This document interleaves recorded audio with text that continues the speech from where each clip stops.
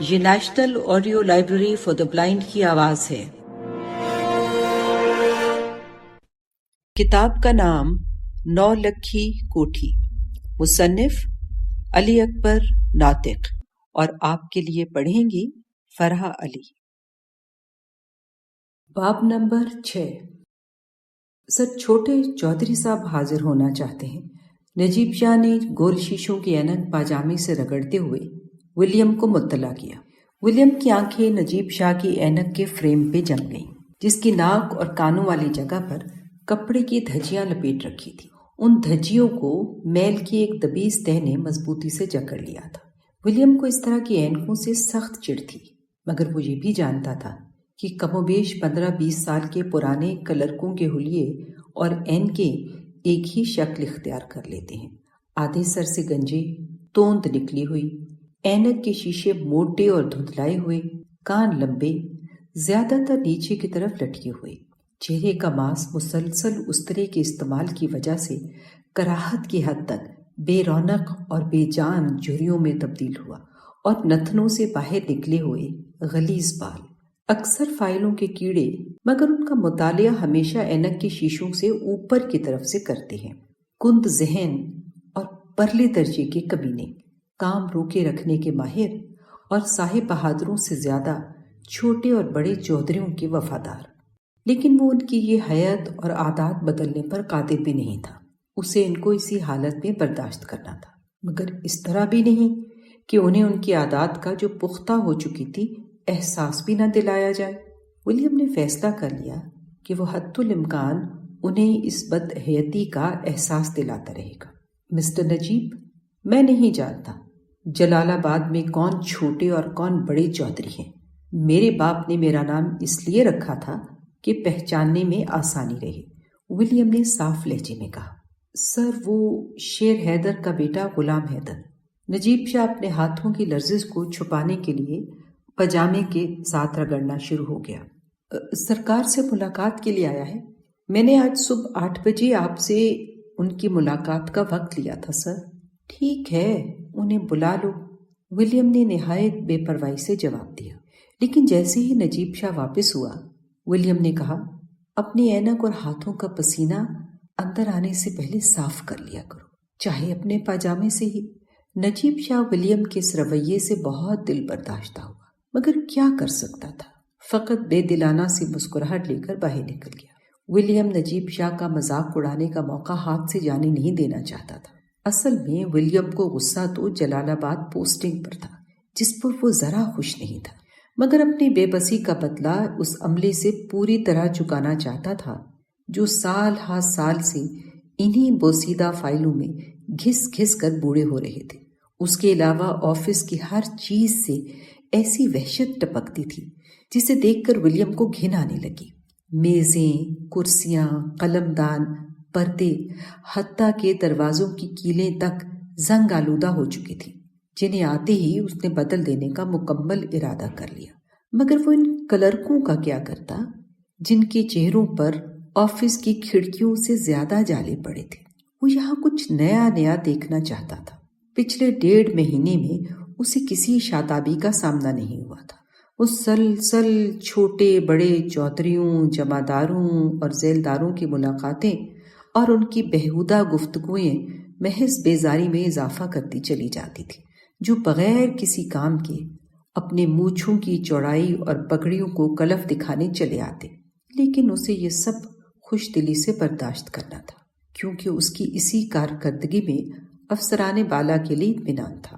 مگر اس سب کے باوجود ولیم نے اپنے ذہن میں ایک فیصلہ کر لیا کہ وہ کچھ اپنے اصول اور ضابطے الگ سے بنائے گا، چاہے وہ ضابطے انگریزی حکومت کو خوش نہ بھی کریں۔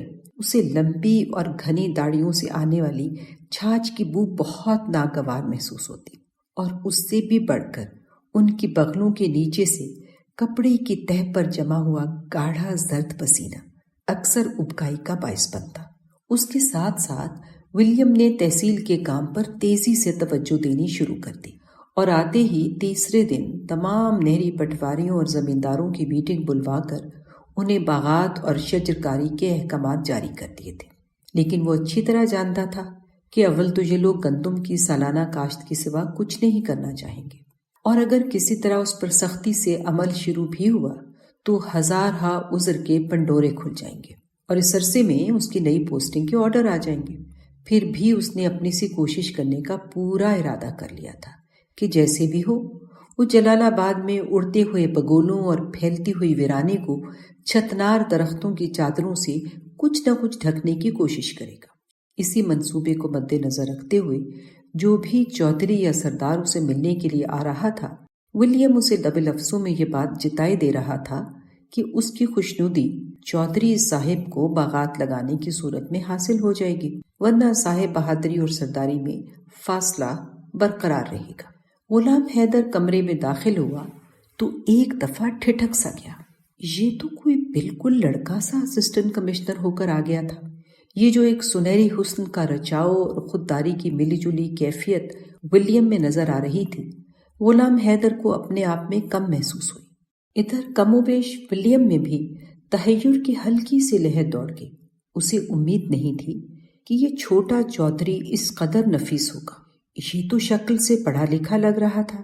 سفید بوسکی کی قمیض اور لٹھے کی تنگ گھیرے والی شلوار، پاؤں میں کھسے کے بجائے کلکتہ شو کمپنی کے لیدر والے بند جوتے، نہ سر پر پگڑی نہ کاندھے پر صافہ۔ ولیم نے سوچا یہ تو بالکل الٹ ہوا۔ اسے اس طرح کے چھوٹے چودھری سے پہلا واسطہ پڑا تھا جس کی لباس کی وضاقتہ سے لے کر کمرے میں داخل ہونے کے عمل تک میں نفاست کا طور موجود تھا۔ ولیم کو جب اپنے قائم کردہ تصور کے ٹوٹنے کا صدمہ ہوا تو اس نے احتجاجاً غلام حیدر کے ساتھ وہی سلوک کرنے کا فیصلہ کر لیا جو وہ پہلے سوچے بیٹھا تھا۔ اس کا پہلا اظہار اس نے یہ کیا کہ کرسی سے اٹھے بغیر بے دلی سے مسافے کو ہاتھ بڑھا دیا، جسے دیکھ کر غلام حیدر کو تعجب تو ہوا مگر فی الحال وہ اسے نظر انداز کر گیا۔ مسٹر حیدر تشریف رکھیں۔ میز کی دوسری طرف سے ولیم نے سامنے کی کرسی کی طرف اشارہ کیا۔ یہ میز اتنی لمبی اور چوڑی تھی جس کے درمیان میں پڑا گلوب اور میز پر بچھا برطانوی سلطنت کا وسیع و عریض نقشہ اس کی لمبائی چوڑائی میں مزید اضافہ کر رہا تھا۔ اس کی وجہ سے اسسٹنٹ کمشنر اور میز کی دوسری طرف بیٹھے مقامی چودھری کا فاصلہ مزید بڑھ جاتا تھا۔ شکریہ جناب۔ غلام حیدر نے کرسی پر تسلی سے بیٹھ کر اپنے کرتے کو زانوں پر درست کیا۔ سر کیسا لگا آپ کو جلال آباد؟ سنا ہے آپ کو یہاں آئے ابھی تھوڑا ہی عرصہ ہوا ہے۔ مسٹر حیدر مجھے یہاں ایک دن بھی ہوا ہو تو اس سے کیا فرق پڑتا ہے؟ ولیم اسی بے نیازی سے مخاطب ہوا۔ کوئی اپنے گھر میں پہلی دفعہ جا کر بھی گھر سے اجنبی نہیں ہوتا، اس کا مالک ہوتا ہے، نیا نہیں ہوتا۔ چھوڑیے سر، آپ تو غصہ کر بیٹھے۔ غلام حیدر نے اپنے پہلے سوال کی سبکی پر شرمسار سا ہوتے ہوئے کہا، میں تو آپ سے یہ بات رسمی طور پر پوچھ بیٹھا۔ حیدر، اگر مقابل والا آدمی ہم پایا ہو تو ایسے جملے رسماً پوچھنے میں کوئی حرج نہیں۔ خیر، مجھے اپنے فرائض کے سلسلے میں رہنا ہے، اس میں اچھے برے کو دخل نہیں۔ ولیم نے اپنے وقار پر سمجھوتا کیے بغیر جواب دیا۔ نہیں۔ ولیم کے ہم پایا والے جملے سے غلام حیدر کا موڈ بالکل خراب ہو گیا تھا۔ غلام حیدر کو ولیم کے رویے کی آنچ نے فاصلے کی حد سمجھا دی، اس لیے وہ بات کو اپنے مقصد کی طرف گریز دیتے ہوئے بولا، صاحب 3 دن پہلے میرا باپ فوت ہوا۔ کل 4 بجے اس کا آپ کے باپ کے مرنے کا افسوس ہوا، لیکن حکومت سے اس معاملے میں آپ کو کیا شکایت ہو سکتی ہے؟ یقیناً اس میں میرا دخل نہیں اور میں ان کو جانتا بھی نہیں تھا۔ ولیم نے لاپرواہی میں ایک اور گھاؤ لگا دیا۔ کمشنر صاحب، یہاں بہت سے لوگ ایسے ہیں جو آپ کو نہیں جانتے، مگر آج اگر آپ مر جائیں تو ان میں سے اکثر کے لیے آپ کو جاننا ضروری ہو جائے گا۔ غلام حیدر نے اب حالات کی بالکل پرواہ کیے بغیر ایک ایسا طنز کا نشتہ رکھا جس کی چبھن ولیم نے دل تک محسوس کی، لیکن غلام حیدر نے اپنی بات جاری رکھی۔ رات 3 بجے میرا ملازم چراغ دین قتل کر کے 20 ایکڑ مکئی کی فصل لوٹ لی گئی۔ غالباً جودھا پور کا یہ سنگین واقعہ جلال آباد میں آپ کی پوسٹنگ کا مجھے پہلا تحفہ ہے۔ اگرچہ اس میں بھی آپ کا دخل نہیں، لیکن اس کے متعلق جاننا آپ کے لیے بہت ضروری ہے۔ جودھا پور میرے باپ شیر حیدر کا گاؤں ہے جو 3 دن پہلے فوت ہو گیا، جسے آپ نہیں جانتے، اور اس کے فوت ہونے کے تیسرے ہی دن یہ واقعہ پیش آ گیا۔ ولیم کو آج صبح یہ اطلاع مل چکی تھی، لیکن نہ جانے کس نیم خوابی میں اس نے یہ اطلاع سنی تھی کہ وہ بھول گیا تھا، حالانکہ اسے اس کے متعلق جلد ہی کچھ ہدایات دینا تھی جو وہ ابھی تک نہ دے سکا تھا۔ اب اسے یاد آیا کہ نجیب شاہ نے غلام حیدر کی ملاقات کا جب ذکر کیا تھا تو اس واقعے کو منسلک کر کے بات کی تھی۔ ولیم نے غلام حیدر کے ساتھ آتے ہی سرد مہری کا رویہ اختیار کیا تو یہ ایک سخت غلطی تھی، مگر کیا کیا جائے، تیر کمان سے نکل چکا تھا۔ اب کسی بھی قسم کی معذرت یا وضاحت حکومت کے وقار کے خلاف تھی، اس لیے ولیم اسی بے نیازی کو اختیار کرنے پر مجبور تھا، حالانکہ دل میں اب وہ پوری طرح معاملے کی نزاکت کو سمجھ چکا تھا۔ مجھے آج صبح اطلاع مل چکی ہے، آپ اس معاملے میں بے فکر ہو جائیں، میں ابھی پولیس کو ضروری احکام جاری کر دوں گا، حکومت پورا انصاف برتے گی۔ حیدر صاحب، آپ جتنی جلدی ہو سکے FIR درج کروائیں، میں اس کیس کو اپنی نگرانی میں دیکھوں گا۔ ولیم نے معاملے کو جلدی قابو میں لانے کی کوشش کرتے ہوئے کہا، سر اب میرا اس کمرے میں شاید مزید کام نہیں رہ گیا۔ غلام حیدر نے اٹھ کر اپنی پوسکی کی قمیض کو درست کیا اور مصافوں کو ہاتھ بڑھا دیا۔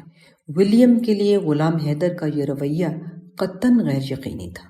اسے یہ احساس نہیں تھا کہ دیسی لوگوں میں سے بھی اچانک کچھ ایسے نکل آئیں گے جن کے لہجے میں فولاد کی سختی اور سردی موجود ہوگی۔ پچھلے 1.5 مہینے تک اسے ایسے کسی شخص کا سامنا نہیں ہوا تھا، اور نہ ہی بچپن میں ایسا واقعہ رونما ہوا جس میں اس نے دیسی لوگوں کی خوش آمدانہ عادت کے سوا کوئی عادت دیکھی ہو۔ غلام حیدر سے سرسری ملاقات کے بعد اسے فوراً ہیلی کی وہ نصیحت یاد آ گئی کہ ان کے سینگوں سے ہمیشہ دور رہنا۔ اسے یہ سوچ کر جھرجھری سی آ گئی۔ اسی کے ساتھ ولیم نے عارضی طور پر غلام حیدر کے بارے میں یہ تصور بھی کر لیا کہ بہرحال ابھی یہ لڑکا ہے، جیسے جیسے سر پر ذمہ داریاں پڑیں گی اور عمر زیادہ ہوتی جائے گی، ویسے ویسے یہ بھی دوسرے چودھریوں کی طرح ٹھنڈا ہوتا جائے گا۔